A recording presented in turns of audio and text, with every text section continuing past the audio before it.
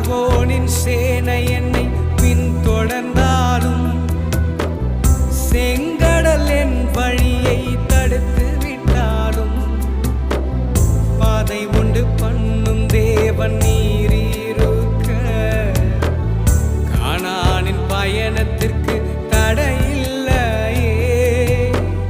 புல்லுள்ள இடங்களில் மேய்த்திடுவீரே, நன்மையும் கிருபையும் தொடர செய்வீரே.